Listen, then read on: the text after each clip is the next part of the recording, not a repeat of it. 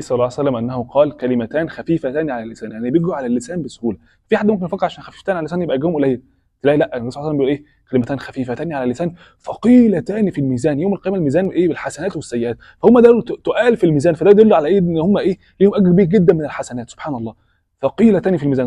سبحان الله، الواحد لما يقول الكلمتين دول انا اذكرهم دلوقتي بس يفتكر الميزان، ان تخيل كده ان الكلام يطلع من لسانك يحط في الميزان حسنات، فميزان حسناتك بيتقل بالكلمتين دول. سبحان الله، كلمتان خفيفتان على اللسان ثقيلتان في الميزان حبيبتان الى الرحمن. والله سبحان الله الكلمه دي بتلمس قلبي. سبحان الله، ربنا بيحبهم. سبحان الله، تخيل يعني ايه ربنا بيحبهم؟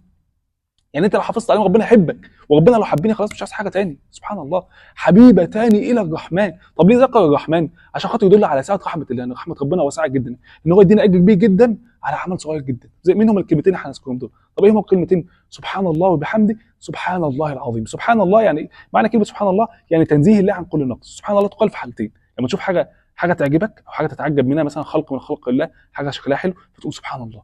تاني حاجه تقول سبحان الله لما تلاقي ايه؟ تنزه ربنا عن اي نقص. مثلا يعني مثلا بتلاقي مثلا في الهند، ناس في الهند مثلا بتعبد بقره، تقول سبحان الله، يعني تنزه ربنا عن ايه؟ عن هذا النقص.